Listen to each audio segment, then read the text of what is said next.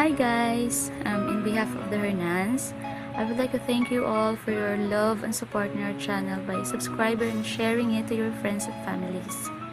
Thank you so much all, because after working for 3 long months, finally we reached the YouTube requirements and got an email from YouTube saying that we are now eligible to apply for monetization. So we can start earning from our YouTube videos. Yes, finally, may panggatas na. And after we applied for only 3 days, our channel got approval ready.